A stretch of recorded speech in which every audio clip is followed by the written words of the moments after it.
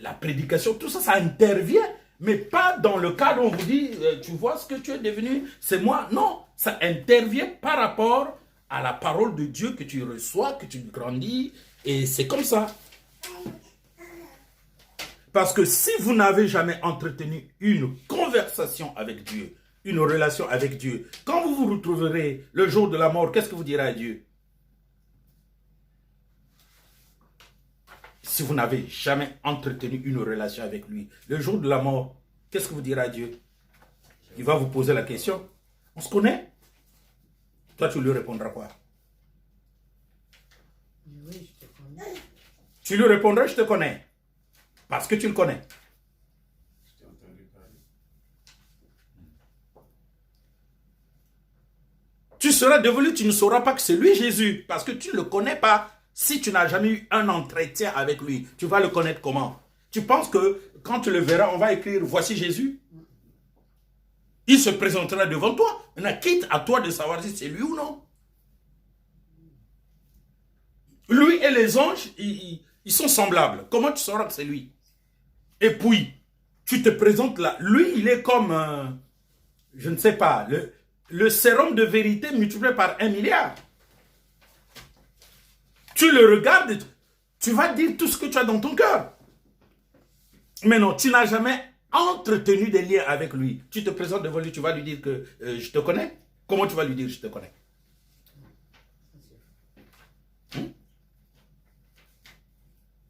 Il y a des gens qui l'ont connu, qui ont prophétisé en son nom, qui ont fait des miracles en son nom, qui ont chassé les démons en son nom.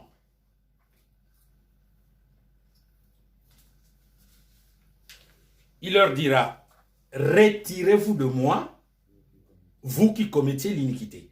Ces gens-là auront le droit de le connaître parce que c'est en son nom qu'ils chassaient les démons. Donc, le fait qu'ils utilisaient son nom, ils ont acquis une expérience avec Jésus. Mais toi, tu as acquis quelle expérience? Pour que tu saches que ceci, c'est Jésus. Donc, on veut vous apprendre à la fois, à la fois à connaître Dieu ici, à se développer grâce à Dieu ici, et à le rencontrer, soit comme sauveur, soit comme juge. Parce qu'il n'y a que ces deux conditions-là. Ou tu vas le rencontrer comme sauveur, ou tu vas le rencontrer comme juge. Maintenant, il faudrait que tu saches ce que ça signifie. Comme sauveur, ça veut dire quoi? Que tu es sauvé.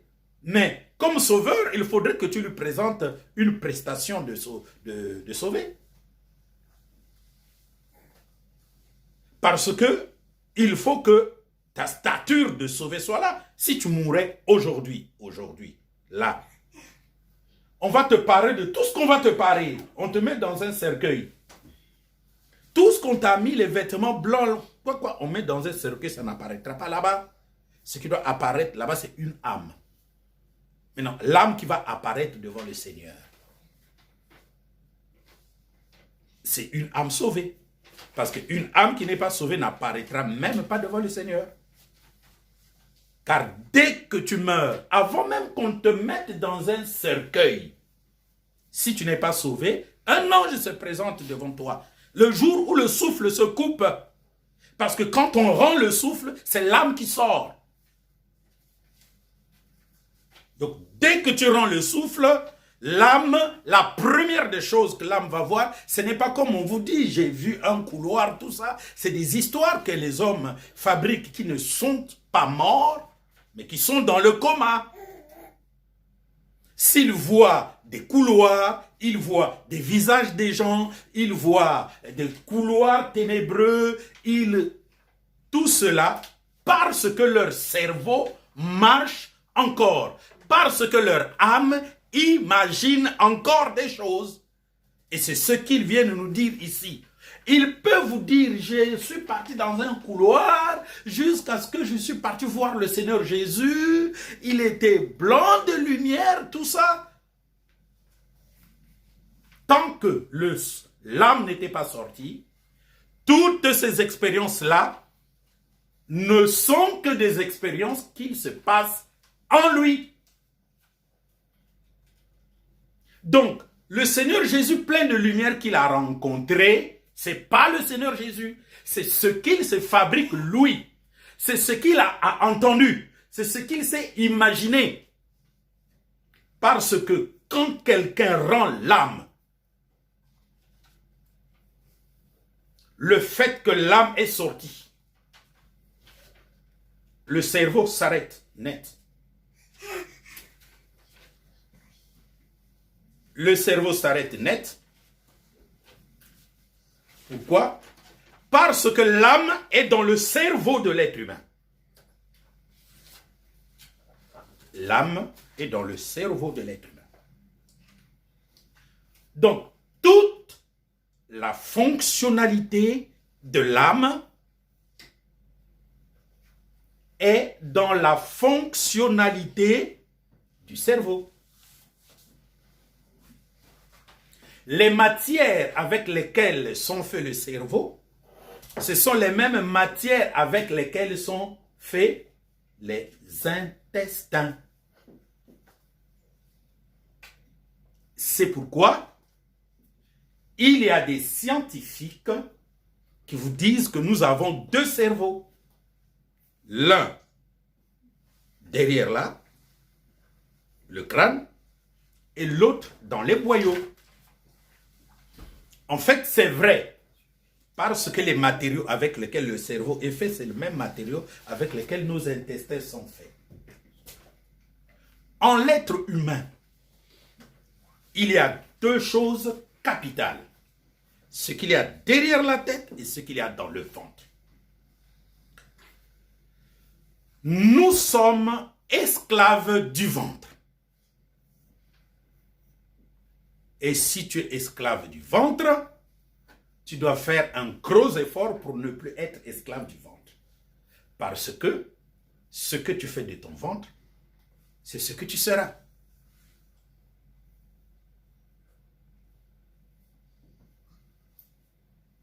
C'est très important.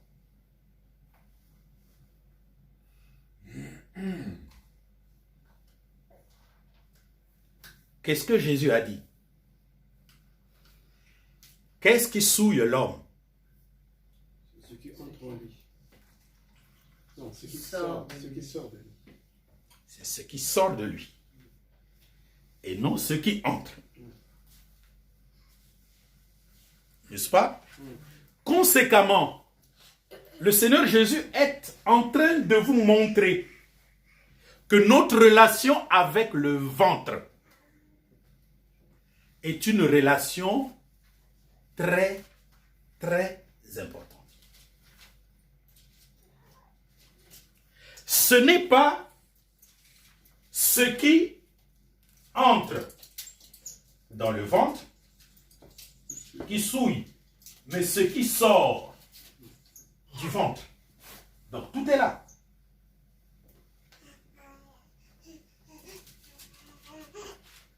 Mais est-ce que notre ventre parle?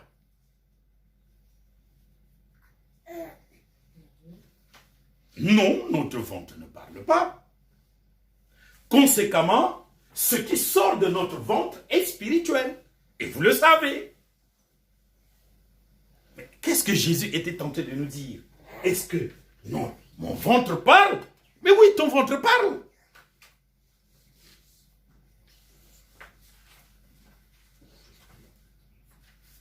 Dès que Jésus est rempli du Saint-Esprit, la première des choses qu'il va faire, c'est de quoi? Le Saint-Esprit l'amène dans le désert. Il arrive dans le désert. Il va être éprouvé par le diable. 3 exercices. Le premier, c'est quoi? Tu as faim? Parce que je ne t'ai pas vu manger pendant 40 jours. Prends cette pierre, transforme-la pour qu'elle devienne du pain.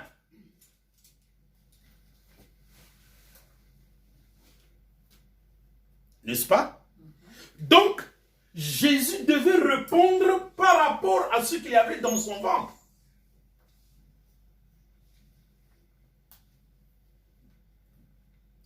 Ces boyaux-là que tu gaves de nourriture, le fait que tu les gaves de nourriture, ces boyaux-là pensent que la bonne vie, c'est ça.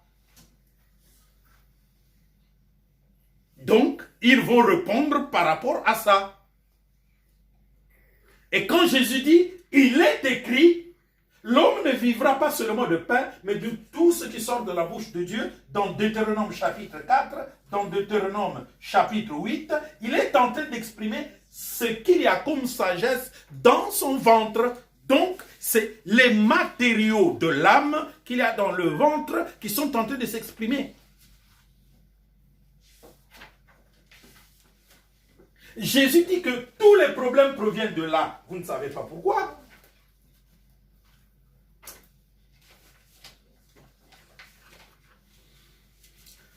Comment un pasteur va décaper sa peau pour que d'un beau noir qu'il était, il devienne un beau blanc? Pourquoi?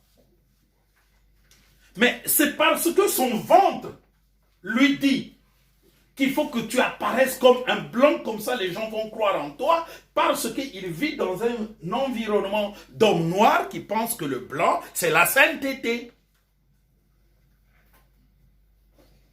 Donc c'est le ventre qui est en train de penser. Mais ce ventre-là, c'est l'âme. Parce que ce sont les mêmes matériaux que le cerveau. Ton ventre réfléchit de la même manière que réfléchit ton cerveau. Il y a un lien extraordinaire entre ton ventre et ton cerveau parce que ce sont tout simplement les deux parties de l'âme.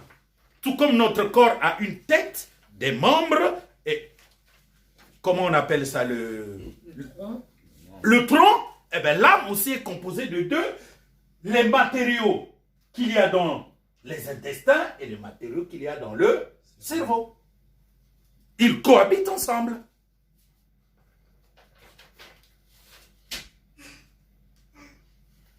Quelqu'un qui ne peut pas jeûner pour se rapprocher de Dieu et quelqu'un qui jeûne pour avoir quelque chose sur la terre, ils sont identiques.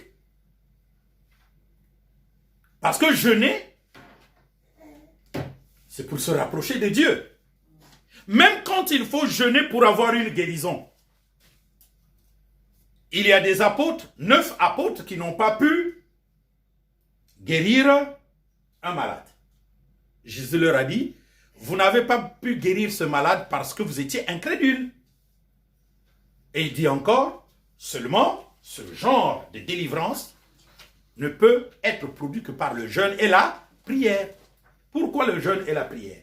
Mais parce que, vous êtes incrédule, vous ne pouvez pas guérir ce malade. Conséquemment, il vous faut vous rapprocher de Dieu. Et vous rapprocher de Dieu nécessite un jeûne et une prière. Or, pour se rapprocher de Dieu dans le jeûne et la prière, il faut priver du ventre de tout ce qu'il désire. C'est-à-dire la nourriture et la boisson sur terre. Parce que la nourriture et la boisson concentrent ce qu'est un être humain. Ce que tu manges, c'est ce que tu as trouvé bon de manger, n'est-ce pas? Ce que tu manges te qualifie. Parce que c'est toi qui l'as cherché. C'est toi qui l'as préparé. Si tu ne veux pas manger de concombre, tu ne vas pas manger de concombre, n'est-ce pas? Si tu voudrais manger du poulet, tu voudrais manger du poulet. Tu veux manger du McDo, tu vas manger du McDo. Donc c'est ton ventre qui te commande. Ce n'est pas rien ça. Ce que vous négligez, ce n'est pas rien. Alors que vous avez vu Jésus dans un épisode, vous montrer l'importance de ça. Ce n'est pas ce que nous mangeons qui souille, c'est ce qui sort. Mais ce que nous mangeons va dans le ventre. Mais ce qui sort vient d'où? Vous pensiez que ça venait d'où? Mais ça vient du même lieu dont il a parlé quand il a parlé de manger. Si tu ne peux pas jeûner, ça veut dire que tu ne peux pas te rapprocher de Dieu. Amen. Si tu ne peux pas prendre la décision de ne pas bourrer le ventre, ça veut dire que tu ne peux pas te rapprocher de Dieu. Tu es encore incapable de te rapprocher de Dieu. Je vais vous étonner. Vous êtes sûr que vous lisez là et que vous faites ça avec le cerveau? C'est ce qu'on nous a appris. Nous tous sur la terre, on nous a appris que quand on lit la parole de Dieu, c'est avec le cerveau. C'est avec le ventre. C'est bon à savoir. Si c'est avec le cerveau, chaque fois que tu lis, tu comprendrais les choses. Mais c'est avec le ventre. Parce que quand tu lis, quelle est la prédisposition de ton ventre?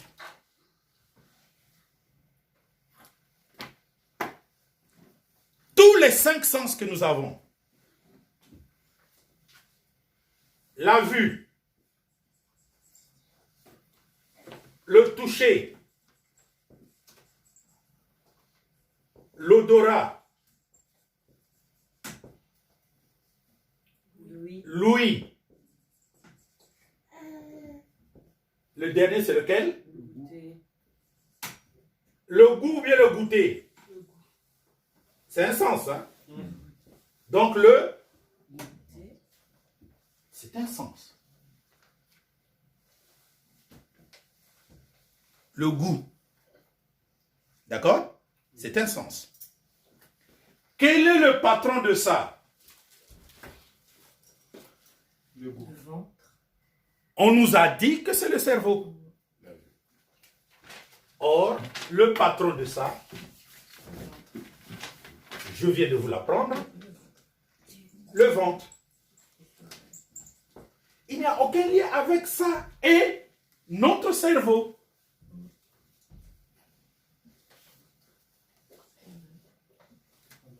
Oh oui, il faut que tu ailles voir ton docteur, que tu le lui dises, il va me traiter de fou. Seulement, à partir d'aujourd'hui, ça sera pour les scientifiques un commencement de réflexion qui va changer le monde.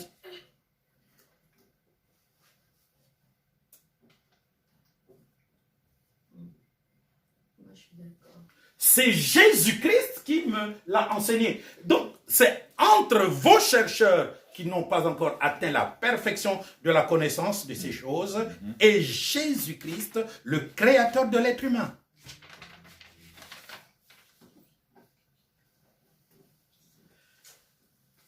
Le ventre est l'âme de la terre. Le cerveau est l'âme du ciel. Il est là pour recevoir du ciel et transmettre ce que lui dit le ventre au ciel. Notre cerveau n'a rien à voir avec ce que nous vivons ici. Les émotions, les sentiments, tout ça, c'est dans le ventre. Ce que vous négligez. L'ouïe, le cerveau, c'est seulement pour transmettre vers Dieu et recevoir vers Dieu. Point barre. C'est pour cela que le Seigneur a mis 2 cheveux ici, qui sont le prolongement du cerveau. Entre-temps, les cheveux, c'est ce qu'il y a de parfait pour reconnaître l'ADN de quelqu'un. Oui. Ce que tu dis là, c'est totalement la vérité parce que c'est quand on mange, on est rempli, donc on n'a plus envie de travailler et le cerveau, ben, il ne suit plus. Donc non, il n'y a pas de relation avec le cerveau. En fait, c'est ça. Ça, c'est ce que t'a dit la science. Le cerveau qui est, le ventre qui est ballonné ne veut plus travailler. Oui. Donc, Mais le cerveau, on nous a appris qu'il y a un lien avec le cerveau là-dedans. Parce que le ventre lui-même est un cerveau. Hein, on peut l'appeler, comment? Système digestif. Système digestif. mais quand il est fatigué, on ne peut plus rien faire. Hein. Mais c'est parce que lui, il ne peut plus rien faire. N'est-ce pas? Or, dans la médecine, on vous apprend qu'il transmet des messages au cerveau. Qu'on ne peut rien faire. Non, lui-même est un cerveau. Donc, c'est vrai, quand on est tellement bourré, on ne veut plus travailler parce que le cerveau ventral le déclare. Pas le cerveau crânien.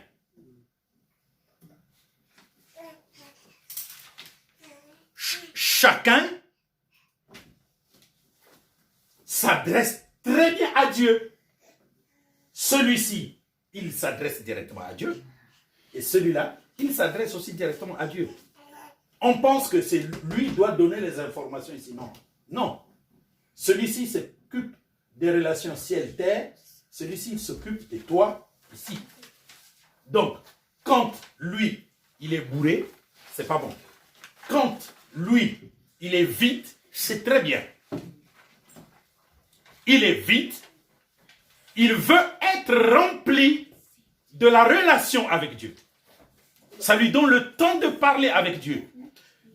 Quand le ventre est vide, tout ce que la vue, le toucher, l'odorat, l'ouïe, le goût a comme information, il les passe à Dieu. Et ils peuvent perfectionner ceci en ce moment-là, parce que le ventre est vide. L'être humain est fait de telle sorte qu'il ne peut pas être vide. C'est comme ça. Soit tu as Dieu, soit tu as le diable. La nature a horreur du vide. Oui, la nature a horreur du vide. Donc, il est important que vous sachiez vous maîtriser. D'accord. Tu es là, oh non, je ne peux pas jeûner. C'est difficile. Voilà. Qu'est-ce que tu es en train de dire réellement? Je ne peux pas avoir une relation avec Dieu. C'est difficile. C'est ce que tu viens de dire. Mais, pourtant, tu ne le sais pas.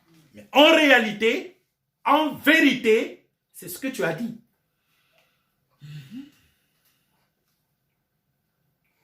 C'est pourquoi, quand on vous donne des ordres spirituels, vous avez du mal à les mettre en application parce que vous me dites souvent, c'est difficile à comprendre. Et le plus souvent, quand vous dites, c'est difficile à comprendre, il y a instinctivement votre bras qui désigne que ça n'entre pas dans la tête. Là aussi, vous avez été éduqué comme ça. Oui, ils nous ont toujours dit que le cerveau, c'est celui qui commande tout. Vous avez été éduqué comme ça. Il faut refaire l'éducation. Vous avez été éduqué comme ça.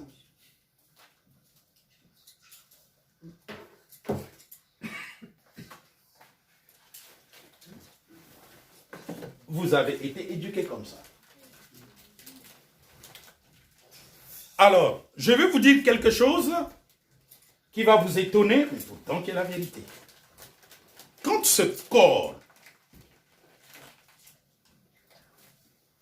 meurt, ce qui se vide en premier, c'est le ventre, n'est-ce pas? C'est lui qui va mourir en premier. D'accord. Pourquoi? Mais parce que son mouvement amaïque est sorti. Le plus souvent, on nous dit que notre âme est quelque part, notre âme est dans le sang. Ça, c'est la vérité. Mais vous ne savez pas que le centre du sang, on vous dit, c'est le cœur. Oui. Mais ça, ce n'est qu'un organe. Le cœur, c'est un organe du sang. Mais qu'est-ce qui fait fonctionner le cœur? C'est le ventre. Il n'y a jamais rien dans la chair qui dépasse le ventre. Oui. Oui, mais quand un bébé, dans le ventre, quand il se forme, la première chose qui est formée, c'est le cerveau. Hein? La première chose qui est formée, c'est le cerveau. Ben, je ne sais pas ce qui se forme parce que, en fait, ton bébé ne se forme pas dans ton ventre. Là, mais je te fais comprendre quelque chose. D'accord. Ton bébé ne se forme pas dans le C'est ventre. là que ton bébé se forme. Pas dans le ventre, en tout cas. Non, Parce que c'est qu'est-ce pas- que je suis en train de parler du ventre? Œsophage, larynx, estomac, intestin.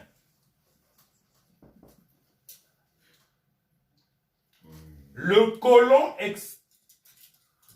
excréteur.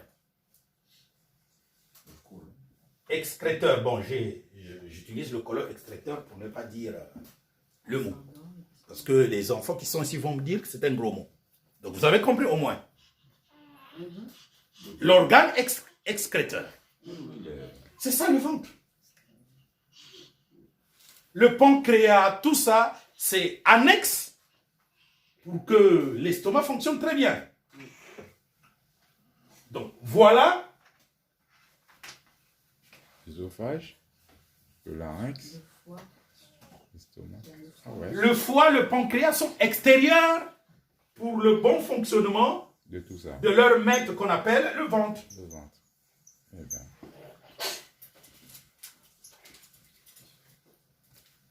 Est-ce que vous êtes en train de comprendre? Donc, ce qu'il y a d'important, c'est à partir du moment où tu mets quelque chose dans ta bouche et que tu l'excrètes, tout ce circuit-là, C'est le ventre. c'est ça qu'on appelle le ventre pour notre Seigneur Jésus. Et c'est de là où tout provient. Si on me retire ce circuit, ce corps ne va plus marcher.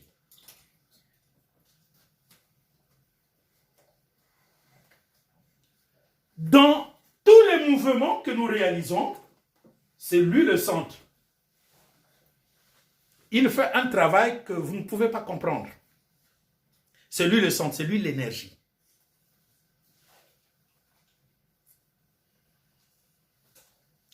C'est lui l'énergie, ce qui revient à dire que tout ce qui le concerne comme mouvement, c'est ça qu'on appelle le centre de la chair. Le mot centre est égal énergie, force.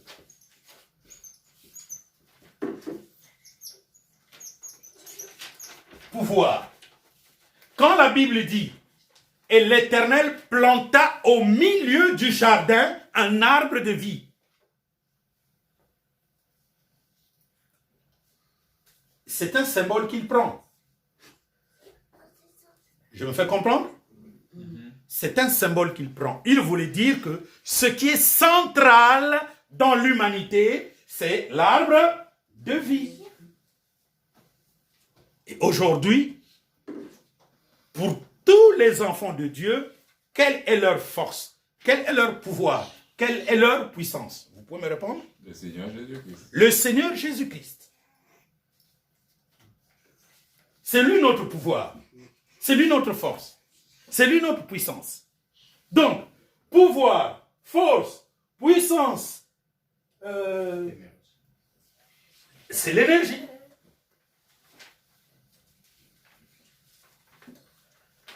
Vous pouvez avoir une voiture. S'il n'y a pas de carburant, est-ce qu'elle va marcher? Non. Donc, le carburant est la puissance d'une voiture, n'est-ce pas?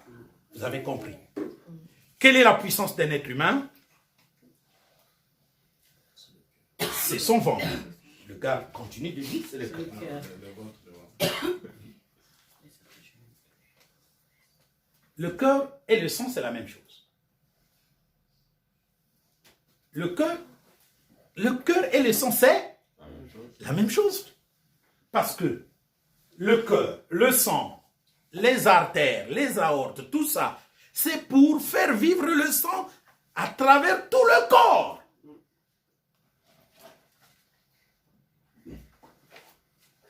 Tout comme le poumon c'est le nez, l'air et l'organe, c'est pour donner de la force à la circulation du sang.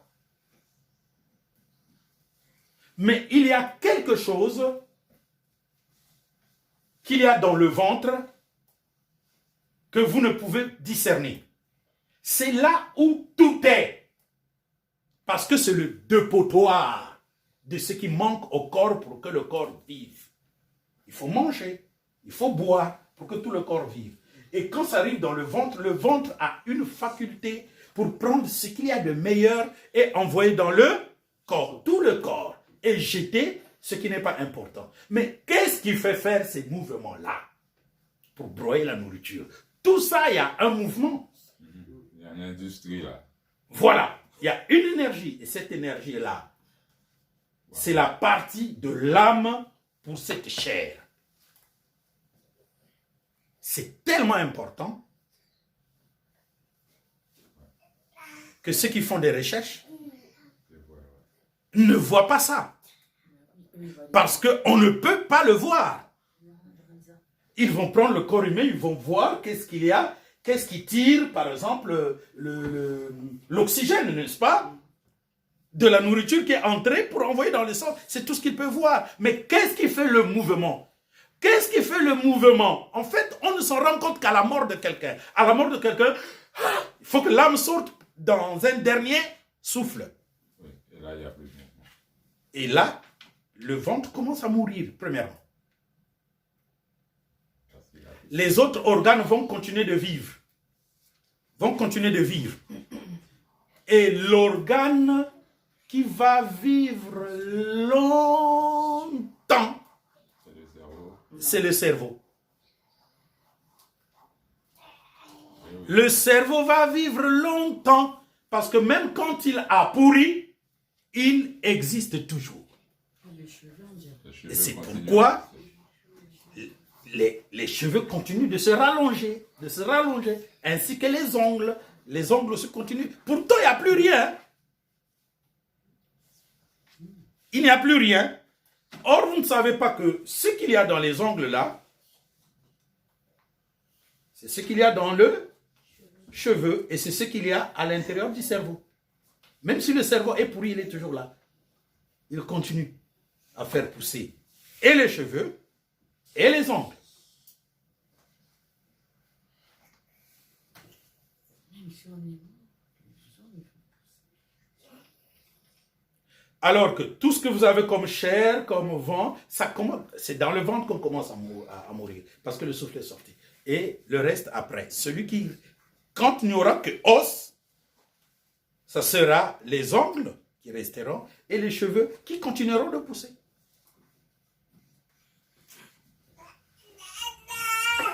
Parce que l'âme est dans le ventre. C'est ce que disait Jésus.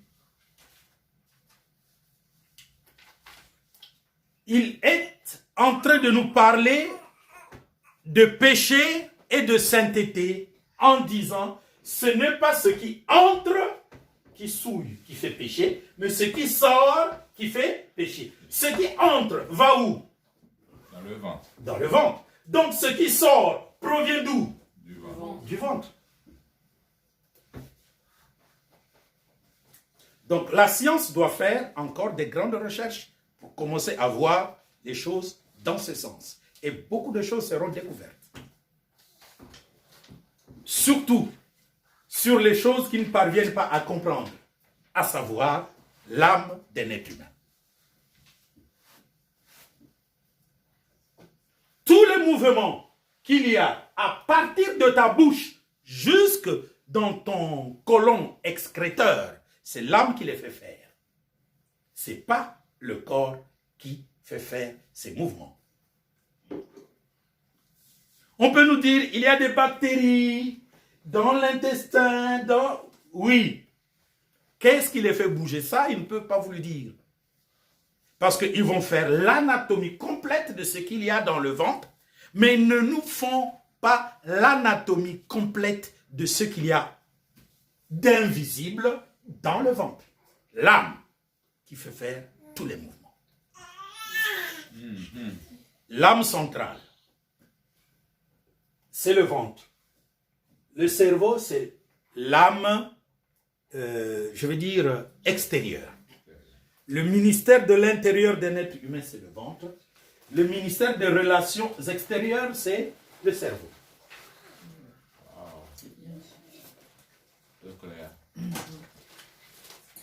Conséquemment, qu'est-ce qu'il y a de plus important entre le cerveau et le ventre? Eh bien, c'est le ventre. Mais dites ça à un être humain, il dit non, parce qu'on t'a appris à viser le cerveau. À viser le cœur. Non, la tête. La tête. C'est dans la tête. Vous coupez la tête d'un être humain, le corps va bien fonctionner sans le cerveau, jusqu'à ce que tout le sang sorte.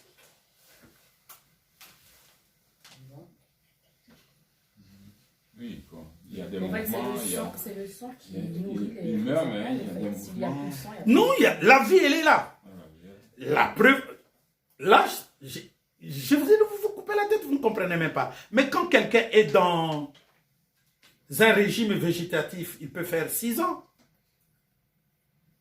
Comme Shimon Peres, 6 ans, 13 ans. 13 ans. Le gars vivait. Tu peux faire plus de 13 ans. Ah, c'est l'inverse. Mais son cerveau ne tournait plus. C'est ça qu'on appelle un système végétatif. Ah, yes. N'est-ce pas, frère? Le cerveau ne fonctionne plus. Mais le reste vit. Et donc, on remplace les fonctions. Il faut pomper l'air. Tout ça, tout ça. L'être humain vit. C'est comme si vous lui avez coupé la tête. C'est la même chose. Couper la tête de quelqu'un, ça va vivre.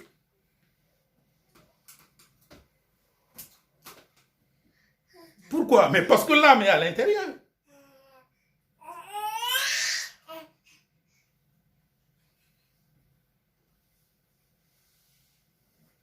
C'est d'une importance capitale. Donc, je t'apprends à prendre tes décisions. Pourquoi tu n'as pas lu?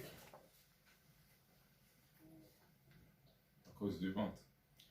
Parce que le ventre ne t'en a pas donné le temps. Oui, c'est vrai en plus. Mais parce que tu es esclave du ventre. Tu vas chercher autre chose pour remplir le ventre. C'est pas faux.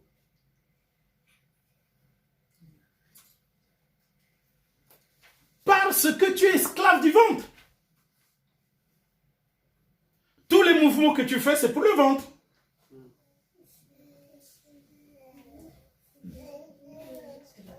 C'est le centre de ta vie. C'est triste. C'est vrai. Waouh. Donc, discipline le ventre et tu te disciplines toi-même. Waouh. Grâce à ton ventre, tu t'en prends à ton patron, tu t'en prends à tes serviteurs. Ne paye pas assez. C'est la guerre aujourd'hui. La grève, pourquoi? À cause du ventre. La retraite, c'est terrible ça. Maintenant, remarquez, la France est le pays le plus charnel au monde. Ce que vous êtes en train de faire, il n'y a qu'en France où ça se fait. Vous êtes en train de vous battre pour une grève de 63, 64 ans, tout ça. Vos amis allemands qui sont plus riches que vous vivent 67 ans, ils n'ont jamais fait de grève. Ils sont en train de se moquer de vous. Et quand Emmanuel Macron vous dit vous êtes paresseux, vous vous fâchez contre lui. Mais les autres nations disent que vous êtes des paresseux. Partout on dit que vous êtes paresseux, votre président vous le dit, vous êtes contre lui, mais vous, Français, vous êtes paresseux.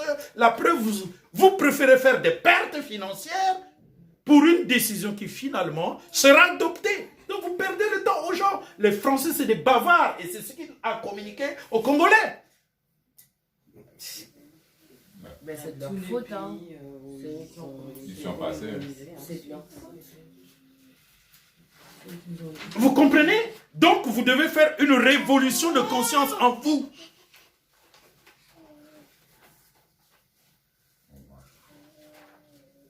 Ouais. Si ton être ne réfléchit que par la vue, le toucher, l'odorat, l'ouïe, le goût, tu es charnel.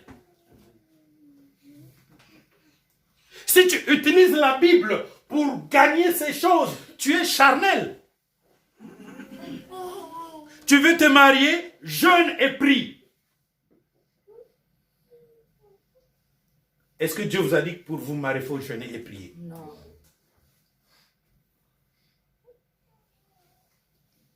Tu veux voyager, jeûne et prie. Tu ne te rends pas compte que tu utilises ton âme Du ventre. qui est dans le ventre pour ton voyage. Oui, pour ton mari. Oui. Oui. Ça fait 3 ans quand je voyage, je ne demande plus à toi de me prier, de prier sur moi. Oui. Et j'étais étonnée, la sœur Joël, le jour où elle partait là, mais j'avais vu, toi tu étais en train de prier sur la sœur Joël, pourquoi? Oui. Oui, pourquoi? Mais pourquoi tu veux savoir pourquoi je prie pour elle? Parce que vu que toi-même, tu nous avais dit, quand tu pars au voyage, ça ne sert à rien d'appeler le frère Akamon de prier sur toi. Parce Oui. qu'il faut croire en Jésus-Christ. Oui. Parce que quand tu voyages, Jésus-Christ, il est avec toi. Oui. C'est ça que tu nous apprends. Oui, c'est Mais juste. j'étais étonnée le jour-là, je disais, je vais t'appeler pour que je te pose la question. Mais finalement, aujourd'hui, c'est la même. C'est le bon moment. Pour En me posant la question, tu es en train de me perdre le temps. Je m'excuse. Parce que tu ne sais pas qu'est-ce qui s'est passé. Tu ne sais pas. Toi, tu as cru que je prie pour son voyage. Et dans les mots que tu employais, c'était autre chose. Donc, tu as seulement dit, il est en train de prier pour la sœur Joël pour son voyage. Je ne priais pas pour son voyage. Donc, tu as mal écouté. Non, je n'ai pas écouté, j'ai vu. Par contre. Tu as vu, mais voilà. Tu as vu, tu pouvais écouter. Non, je n'ai pas écouté. Mais tu étais là, non? J'ai pas écouté parce que moi, j'étais à côté, j'ai vu. Mais oui, mais tu étais dans cette maison. Et la prière que je fais, si tu es dans cette maison... Mais j'ai pas écouté. Là, je te dis la vérité. Exactement. Mais j'ai vu, par contre. Voilà, c'est ce que je te dis. Donc tu as agi charnellement. Tu as jugé avant le temps. On ne peut juger que quand on comprend la totalité de la chose. Toi, tu as vu que je suis en train de prier et ton cerveau a dit, il prie pour son voyage. Or, il fallait écouter pour entendre ce qui sort de moi. Et c'est ça qui est une prière. Et dans cette prière, il n'y avait pas son voyage. Vous comprenez? Donc c'est ce qu'on appelle tu as jugé avant le temps.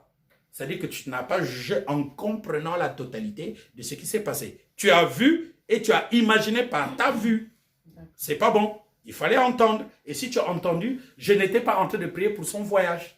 J'étais en train de prier pour ce que moi, je ne pouvais pas faire lorsqu'elle serait de l'autre côté, en relation avec les pasteurs, en relation avec l'administration, pour l'établissement de notre église là-bas. Amen. C'est de ça qu'on a parlé à Dieu. C'est ça le plus important. Je n'ai pas prié pour son voyage. Non, moi, il fallait que je sache, bien sûr. Parce que la prochaine fois, j'avais dit, quand je voyage au Congo, je vais venir auprès de toi, comme ça, je vais prier pour moi. Parce que vu que toi-même, tu avais dit, c'est pas bon. Mais non, je ne vais pas prier pour toi parce que je vous enseigne que je ne vais pas prier pour vous. Maintenant, je vous enseigne que je ne vais pas prier pour vous parce que vous devez être avec le Seigneur. Il faut grandir, il faut grandir. Mais il y a des choses. Si par exemple, tu es sûr que le Seigneur ne sera pas avec toi, donc tu viens, je prie pour toi pour que ma prière t'accompagne. Ça, pour le maîtriser, il faut être intelligent. Je vous explique. Parce que tout est dans ce que je dis. Ça ne sert pas avant de voyager que tu viennes. et que je prie pour ton voyage. Tu dis bien que je prie pour ton voyage. Parce que tu dois croire que le Seigneur sera avec toi. Mais pourtant, il y a des moments où vous avez entendu, mais vous n'avez pas compris. Parce que qu'est-ce que je vous ai dit? Je vous ai dit que cela ne concerne que ceux qui ont le Seigneur avec eux. Or, il y a des moments avant que tu ne voyages, tu n'es plus en Christ. Tu n'es plus en Christ. Et tu viens que je prie pour ton voyage. Ça ne va pas marcher. Parce que tu n'es plus en Christ. Ou, tu n'es plus en Christ, tu dis, le frère avait dit qu'il ne va pas prier pour nous parce que le Christ sera en moi partout où je serai. Or, tu n'es plus en Christ. Donc, tu as besoin que je prie pour toi pour que tu reviennes en Christ et que tu ailles dans ton voyage. Comme ça, Christ sera avec toi. Donc, même dans les enseignements, il faut approfondir les enseignements, c'est-à-dire les comprendre le plus simplement possible, tels que je les donne. En fonction de notre situation aussi. Hein? Et en fonction de notre situation. Exactement. Il faut connaître son état. Il faut connaître deux choses. Son état spirituel et sa position spirituelle. C'est pas la même chose, frère. Non, c'est pas la même chose. Non, c'est pas la même chose. C'est assez. C'est le centre même de tout. Connaître son état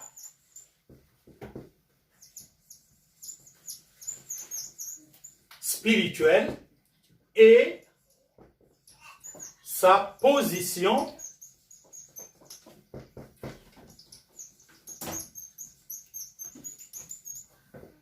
spirituelle. Donc il y en a un là et il y en a deux là.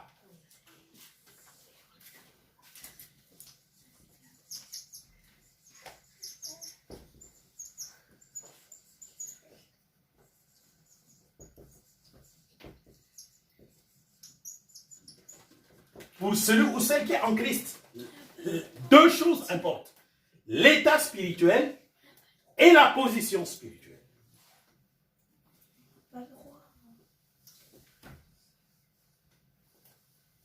C'est quoi l'état spirituel? C'est Par exemple, par exemple, si on a le Saint-Esprit ou pas. oui, ça c'est l'état spirituel. C'est quoi la position spirituelle? Si on rétrograde ou pas. Si on rétrograde ou pas. Ça c'est la position spirituelle. Il y a des péchés de l'état spirituel. Il y a des péchés de la position spirituelle.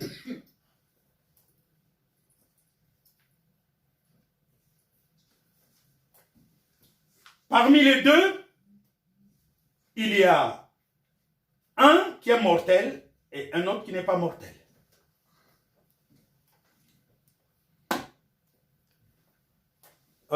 Donnez-moi un texte biblique pour ceux qui pêchent des péchés procédant de l'état spirituel.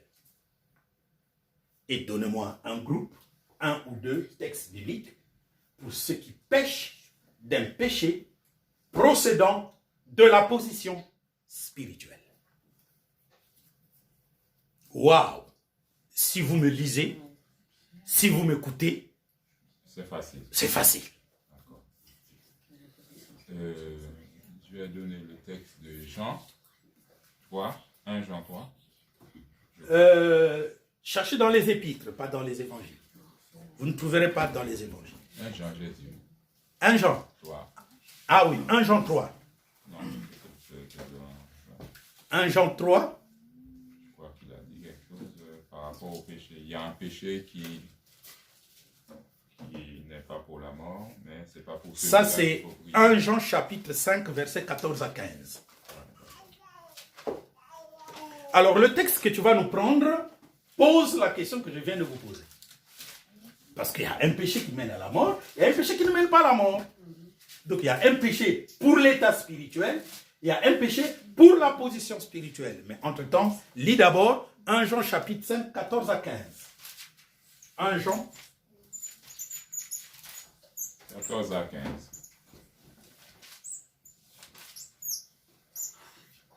Nous avons auprès de lui cette assurance que si nous demandons quelque chose selon sa volonté, il nous écoute. Et si nous savons qu'il nous écoute, quelque chose que nous lui demandions,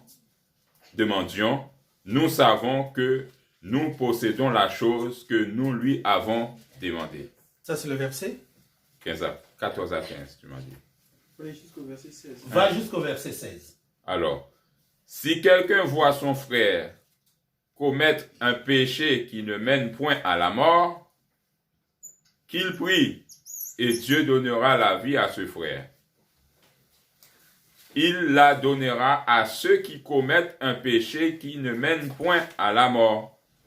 Il y a un péché qui mène à la mort. Lequel? Ce n'est pas de ce péché-là que je dis de prier. Pour ce péché-là que je dis de prier. Le blasphème contre le Saint-Esprit. Lequel? C'est pas ça. Le blasphème contre le Saint-Esprit. Vous n'avez pas encore répondu à ma question. Moi, je sais que le blasphème est un péché impardonnable pour quiconque est en Christ, n'est-ce pas? Bien. Il y a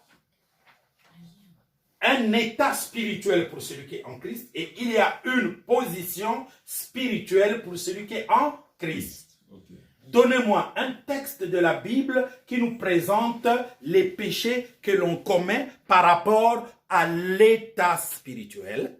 Donnez-moi un texte de la Bible qui nous expose les péchés qu'on commet par rapport à sa position spirituelle. Donc, soit l'état spirituel, soit la position spirituelle, il y a un péché qui mène à la mort. Okay. C'est le blasphème. Oui.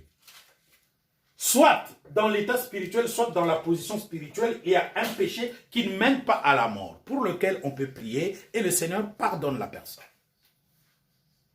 Je me suis bien fait comprendre. Très bien, très bien. Et il t'en faut des textes? J'ai besoin d'un texte, D'un texte. parce que je ne vais pas vous demander plusieurs. Okay. Un texte, vous pouvez chercher les mêmes textes qui ressemblent à ce texte, c'est bon. Un texte ici, un texte là.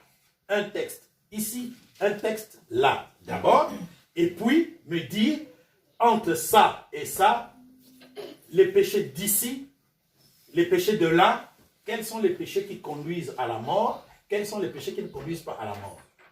Donc, Moi, j'allais prendre les évangiles. quoi? Tu m'as dit pas les évangiles. Quand Jésus a dit, si ton frère a péché... Tu ne trouves pas ça dans les évangiles. Je veux un texte de la Bible qui présente les péchés au pluriel de l'état spirituel et les péchés au pluriel de la position spirituelle. Tu ne trouves pas dans les évangiles, parce que dans les évangiles, je vous l'ai déjà montré. Nous venons de parler de Marc 7, non? Oui, Marc 7, 14 à c'est pas ceux 23, qui oui. entrent dans le ventre qui souillent, c'est... Voilà. Marc 7. Donc, les péchés qui entrent dans le ventre ne souillent pas. Mais les péchés qui sortent du ventre souillent. C'est la même chose comme dans 1 Jean chapitre 5, 14 à 16. Tu comprends? D'accord. Bien. Maintenant, je veux un autre texte. Galates 5, 19 à 21. Lecture de Galates 5, 19 à 21. Or, les œuvres de la chair sont évidentes.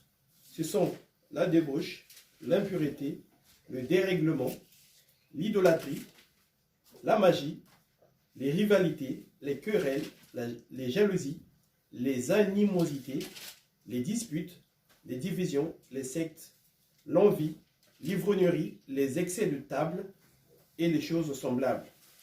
Je vous dis d'avance, comme je l'ai déjà dit, que ceux qui commettent de telles choses n'hériteront point le royaume de Dieu. Amen. C'est quoi que tu viens de me dire là? Ça, c'est Pour le texte pour l'État. l'état spirituel. l'état spirituel. Là, t'es perdu. Donc, Tu viens. Galates, chapitre 5 19 à 21. Ok. Allons-y pour la position spirituelle maintenant. pour la position spirituelle. Il y a aussi Oui. 1 Corinthiens 6, verset 18. Lecture. Fuyez la débauche, quelques autres péchés qu'un homme commette, ce péché est hors du corps, mais celui qui se livre à la débauche pêche contre son propre corps. Alors, ce texte que tu viens de me donner, c'est quoi? Dans le lot. Ben, ouais, c'est l'état aussi. Non, c'est quoi? L'état spirituel. L'état spirituel. 1 Corinthiens combien?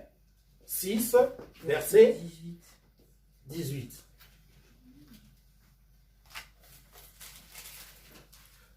Pour qu'on ne perde pas le temps, 1 Corinthiens, chapitre 6, verset 18, je le mets à 1 Jean 5, 14 à 16. Donc je l'enlève de là. Parce que dans ce texte, on vous dit qu'il y a un péché qui conduit au blasphème et il y a un péché qui ne conduit pas au blasphème. Parce qu'on différencie deux formes de péché. Or, dans ce texte-là, il y a une forme de péché. Mais dans ce texte, il y a une nuance. Exact. En fait, le texte pose la question encore. Le texte Ouais. de 1 Corinthiens 6, 18 est semblable à 1 Jean 5, 14 à 16. C'est ce qu'on est en train de chercher. Donc, c'est ce qu'on est en train de chercher. Surtout, si tu as pris un équivalent de ça, vous vous rendez compte que l'équivalence est mal faite. C'est là le gros problème. C'est pas Romain. Continuons, frère. C'est pas Romain. Et la position spirituelle, Oui. ce texte-là, si c'est bon, en péchant de la sorte contre les frères et en blessant leur conscience faible, vous péchez contre Christ. Pour la position spirituelle. Position spirituelle. Oui, c'est ça. C'est quel texte? 1 Corinthiens 8, verset 12. 1 Corinthiens 8, verset 12. Dis-moi, tu es en train de prendre ça où? L'équivalence des textes? Ou que tu fouilles dans ta tête? Non, je cherche dans les index. Ah, mais si c'est maintenant qu'il faut chercher. Oui, frère, vous réagissez vous autres. Je crois qu'il a un texte.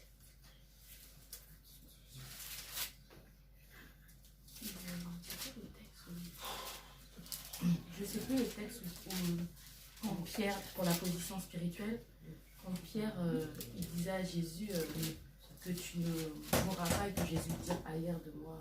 Là, c'est dans les évangiles. Matthieu 16, 20 à 23.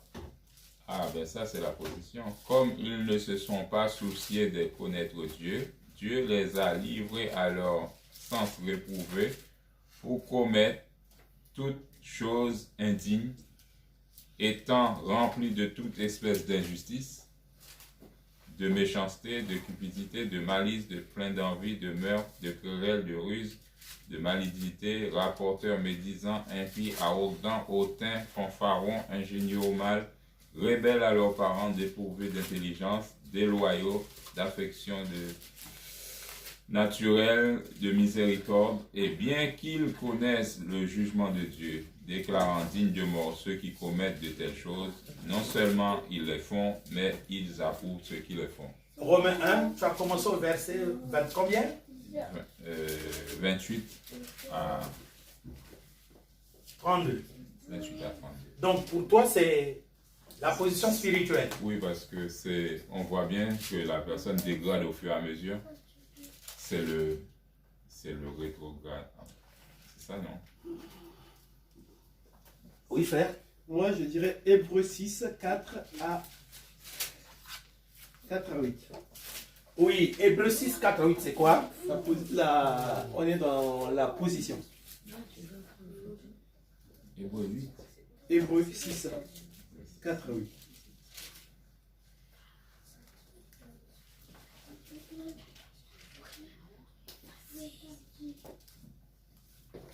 Bon, on va s'arrêter là. Parce que justement, on vient de trouver un texte qui parle de la position spirituelle, n'est-ce pas? Mais qui ne me satisfait pas.